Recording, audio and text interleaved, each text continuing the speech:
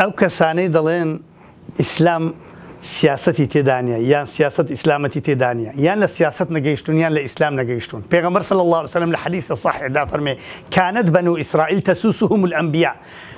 پێغەمبەرانی بنو ئیسرائیل سیاسەتی خەڵکیان دەکرد. سیاست یعنی بەڕێوەبردنی وڵات. کەسێکی دەست بە دەستنوێژی موسڵمان هی ئەوە نەبێ پارەی خەڵک و قوتی خەڵک و ماڵی میلەتی بکەیتە بەردەستی، نوێژنەکەرێک و بێدینێک و خوانەناسێک کە نە لە خوای دەترسێت نە شەرم لە خەڵکی دەکا، ئیدا لەم تەستەحی فەصنع ما شئت هەموو شتێک بکە، ئەوە لایەقت خوا شتی خەڵکی بکەیتە بەردەستی.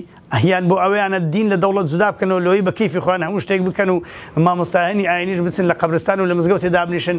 لە مزگەوتێ من 13 ساڵان لە سۆران و 3 ساڵیش لە دەوروبەر 16 ساڵ خەتیب بووم، هەر هاوارم کردەوە بەسەر سەری فەقیر و فەقارێک کە هیچیان لەدەست نهاتووە. بە ئیزنی خوای گەورە دەچینە سەر مینبەرێک، دەچینە مینبەرێکی دیکە بەسەر سەر کەسانێک هاوار دەکەن کە شتیان لەدەست دێ. بۆیە ئەو شتا شتێکی فێڵ لە خەڵکردنە دەڵێن دین بەکاردینن لە بۆ سیاسەتی.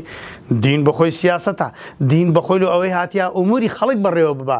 دین چەند لە بۆ قیامەتی هەندیش لە بۆ دنیایە، چونکە ئەگەر کەسێک دنیای ئیسلاح نەبێ قیامەتی چۆن ئیسلاح دەبێ؟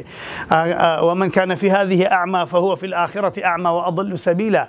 ئەوەی لێرە کوێر بێ لەوێ هەر کۆرە و ماڵوێرانە، ئەوەی لێرە دین و ژین نەبێ لەوێ چی هەیە؟ ئەوەی نەچێتە بەهەشتەکەی دنیای کە ئیسلامەتیە و کە ئەو خۆش گوزرانیەی کە حیاتەن طەیبەی ئیسلامەتیە لە قیامەتیشدا لە جەهەنەمە پەنا بەخوای گەورە.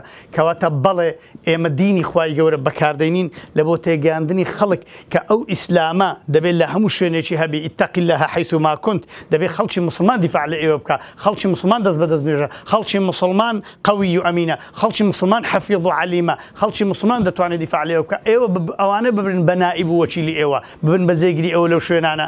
ئیدی ئەوانش خوای خۆیان بە ئیزنی خوای گەورە خوا پشتیان دەگرێت و تا ئێستش هەر باش بوون لە داهاتوش باشتر دەبین بە ئیزنی خوای گەورە.